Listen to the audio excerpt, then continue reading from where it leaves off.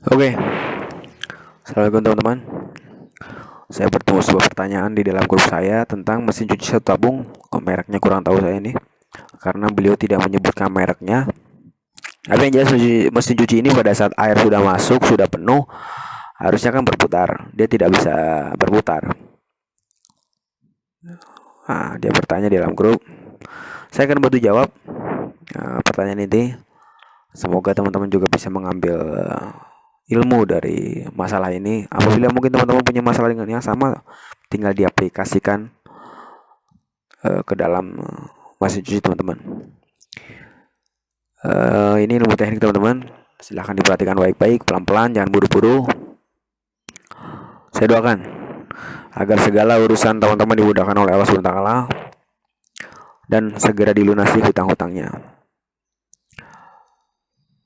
Jangan lupa like, subscribe, dan jempolnya teman-teman. Nyalakan juga loncengnya. Jadi teman-teman tahu apa ilmu yang saya sampaikan setiap saya upload video. Saya akhiri. Assalamualaikum warahmatullahi wabarakatuh. Oke, assalamualaikum teman-teman. Langsung aja ya. Saya ketemu dengan masalah di dalam grup saya, yaitu mesin cuci yang berbunyi seperti ini. Perhatikan video teman-teman.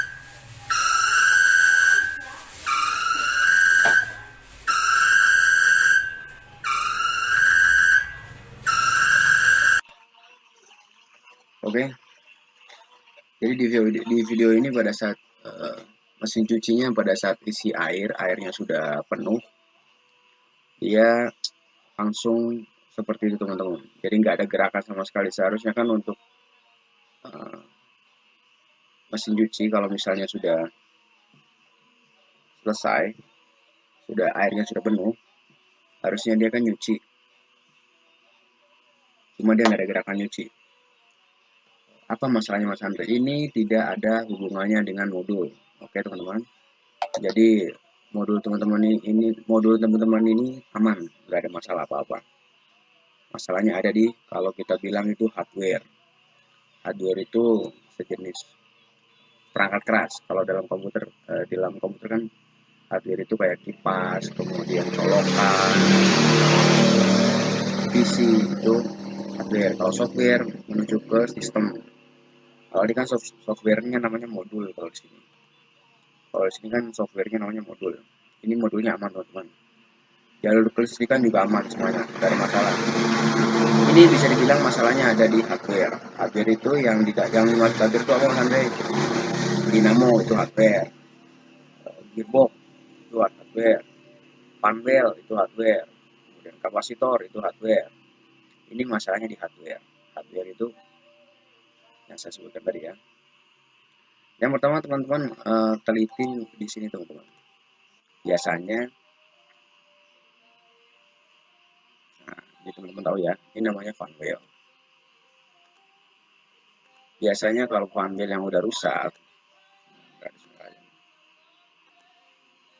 biasanya kalau fanwheelnya sudah rusak seperti ini diameternya membesar teman-teman. Yang harusnya misalnya kita anggap di sini kan ada M31, M32, M36. Ini biasanya sudah berubah ke M37, jadi sudah membesar. Akibatnya kalau misalnya fanwheelnya sudah membesar seperti ini, yang harusnya dia memutar gearbox, dia tidak bisa bekerja memutar gearbox. Akhirnya kalau misalnya seperti ini, yang terjadi adalah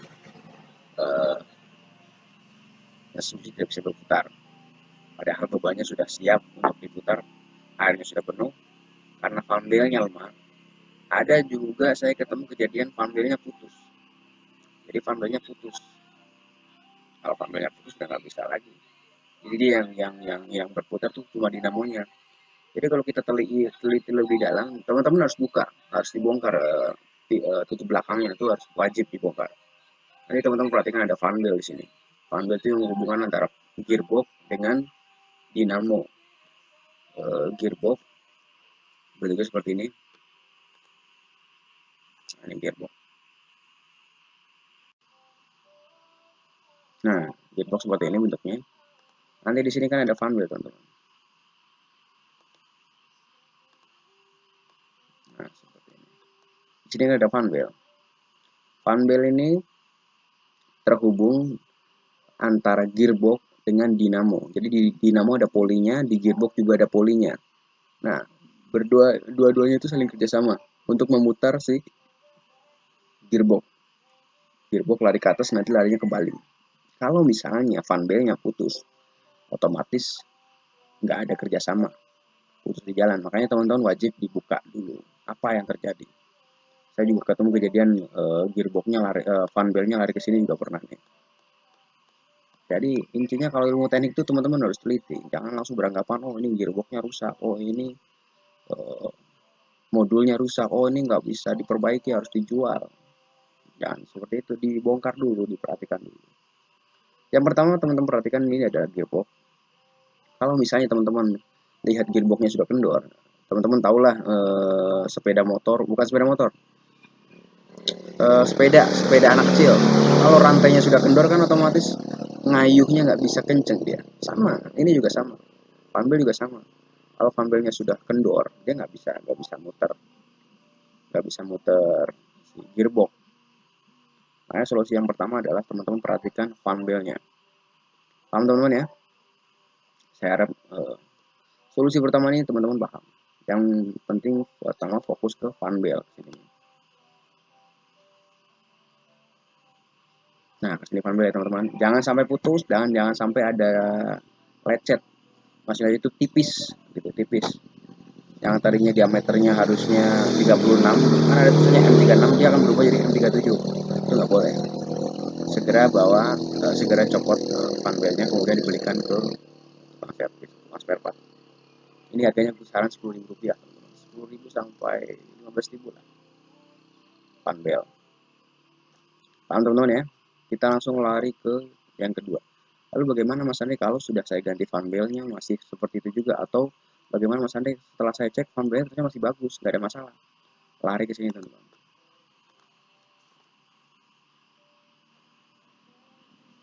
Teman-teman tahu ya, di video-video saya sebelumnya sudah saya jelaskan ini adalah kapasitor. Teman-teman fokus ke angka ini. Nah, ini namanya kapasitor. Dan ini semua masing-masing kapasitor itu beda-beda teman-teman. Ada yang nilainya 9 UF. 9 UF itu adalah 9 mikro. Oke. 9 UF adalah 9 mikro. 10 UF 10 mikro. 5 UF 5 mikro. 1,5 UF 1,5 mikro. Biasanya tanda-tandanya kalau misalnya mesin cuci lemah, tidak bisa berputar, itu bukan berarti dinamonya teman-teman. Apalagi kalau teman-teman perhatikan kalau misalnya dia saat berputar itu bunyi teng teng teng, seperti mesin nggak kuat ngangkat. Itu masalahnya di kapasitor. Kapasitor teman-teman ini angkanya 9 mikro ya. 9 mikro bisa teman-teman ganti dengan angka yang lebih besar. Misalnya berapa Mas Andre? 10 mikro bisa, 11 mikro bisa. Jangan lebih ya. Di sini kan toleransinya 5%. Tinggal teman-teman perhatikan 5% dari 9 mikro itu berapa, kemudian lebih 5%-nya berapa, lebih kurang 5%-nya berapa. Kalau saran saya lebih besar, saya 10 mikro, itu lebih bagus. Perlu teman-teman ketahui untuk kapasitor model ini itu harganya lumayan mahal. Saya selalu memberikan tips tutorial kepada semua subscriber saya itu untuk mencari alternatif yang lebih hemat. Alternatif yang lebih hemat. Kalau bisa hemat, kenapa tidak? Saya selalu memberikan alternatif kepada subscriber saya agar lebih hemat. Gimana caranya? Teman-teman cukup beli yang model seperti ini. Ini kan modelnya model soket ya, dan ini emang khusus untuk satu tabung. Teman-teman bisa membelikan versi yang kedua seperti ini teman-teman. Ini kan kabelnya dua ya. Perhatikan ya, kabelnya dua ya. Teman-teman bisa membeli yang model seperti ini. Nah, seperti ini teman-teman. Ini jauh lebih hemat, jauh lebih murah. Ini harganya sekitar Rp25.000.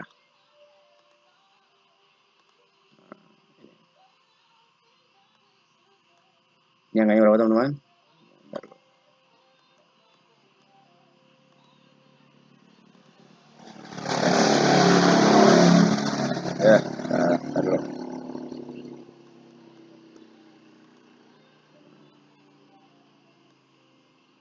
Ini angkanya berapa teman-teman? 12 plus 5 mikro.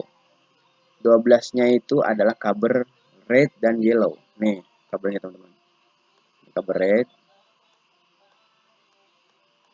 Ini kabel yellow. Mana yellow? Nah, jadi cukup teman-teman arah kabel yang red dan yellow aja dipakai. Kabel sisanya kabel ini sini ada kabel apa? Gray dan white. Gray itu abu-abu, white itu putih. Kabel gray dan white itu nggak usah dipakai. Jadi teman-teman cukup pakai yang ini. Tapi teman-teman minta ke tukang servisnya yang 10 mikro atau yang 11 mikro atau 15 mikro. Kalau bisa yang 10 mikro atau 10,5 juga ada. 10 mikro juga udah bagus. Itu harganya paling murah itu teman-teman. Itu harganya Rp25.000.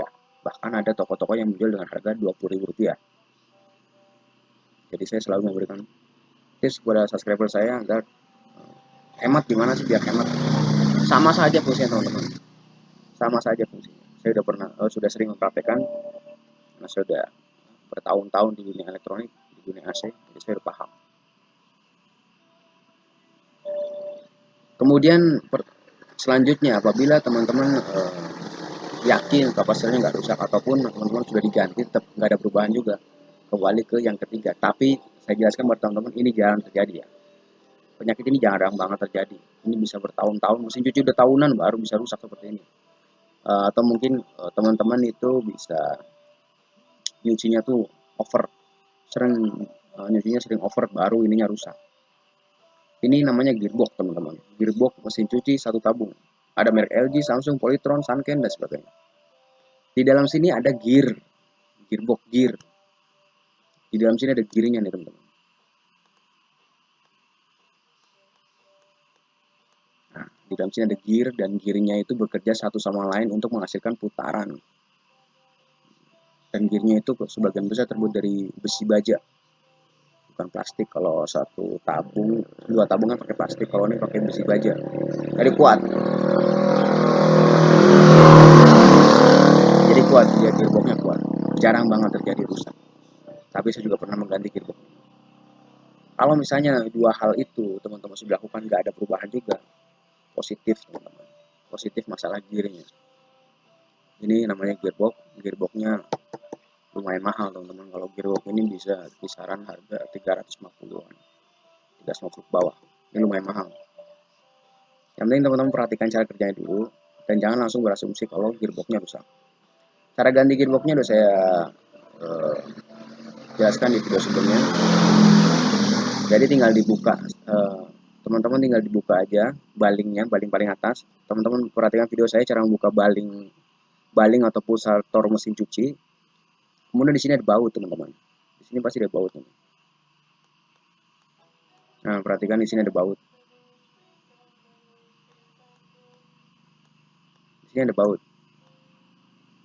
Nah baut ini harus teman-teman buka dengan cara menggunakan pahat yang kecil ketok sama palu, atau bisa juga dengan kunci truk, kunci pas truk itu bisa. Tinggal teman-teman dapatkan kunci pas truk ini ukuran besar, ukuran 36 kalau salah. Kunci pas, kunci sok buat truk. Teman-teman perhatikan arah putarannya. Saat ngeringin itu putarannya kemana dia? Kalau saat ngeringin dia muternya searah jarum jam, berarti ngendorinya pun searah jarum jam, dan sebaliknya. Kalau saya kalau misalnya saat muternya itu ke kiri berawan arah jarum jam, berarti ngendorinya pun berawan arah jarum jam. Kemudian dibongkar dan dibelikan ini ke tukang servis elektronik atau bisa juga didapatkan di toko online. Kalau saran saya ini ke toko elektronik. Jadi teman-teman buat contohnya, nanti itu di toko elektronik tadi dikasih persamaannya. Sangat simpel teman-teman ya. Ini kalau teman-teman beli lumayan mahal. Tapi saya selalu mencoba untuk membantu para subscriber saya agar gimana caranya biar hemat. Yang penting teman-teman perhatikan cara ini, perhatikan cara kerja ini. Kalau enggak teman-teman coba dulu ini namanya tuas rem.